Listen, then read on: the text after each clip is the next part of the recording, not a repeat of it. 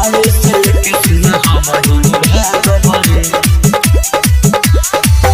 तोरा शादी के दिन में मारो से लेके सुना हमारी भागवरे Mixed by Niju Nirmal। मारो से लेके सुना हमारी भागवरे सुनो यार मोरे होता वे शादी पहले जैसे न मिले आजादी। सुनो यार मोरे होता वे शादी पहले जैसे न मिले आजादी। जब दूसरे दुआरे हम लागो रे तोरा शादी के दिने मारो से लेके सुना हम हिंदू भागवरे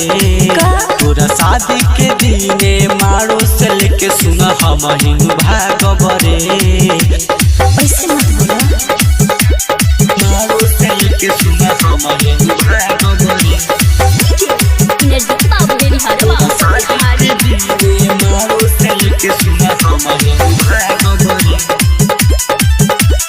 मारो से लेके सुना हम हिंदू भागवरे रोही झमेलो हा गाँव और टोली बोली जे कवनो त मारते हम गोली बटन प्यारे के दुश्मन जमाना। ते बड़े राजी तो टेंशन बना ते बड़े राजी तो टेंशन बना रोही झमेलो हा गाँव और टोली बोली जे कवनो त मारते हम गोली बटन प्यारे के दुश्मन जमाना। ते बड़े राजी तो टेंशन बना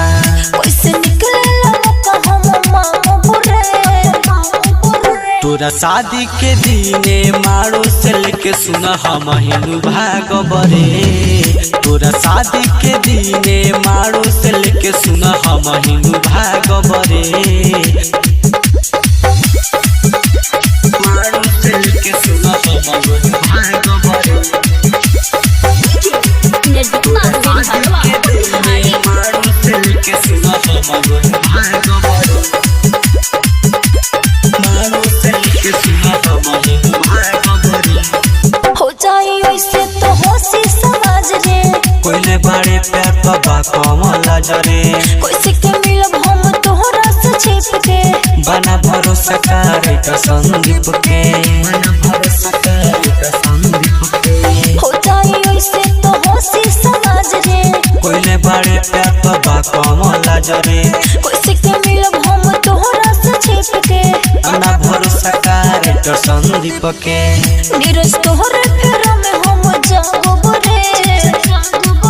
तोरा शादी के दिने मारो से लेके सुना हम हिंदू भागवरे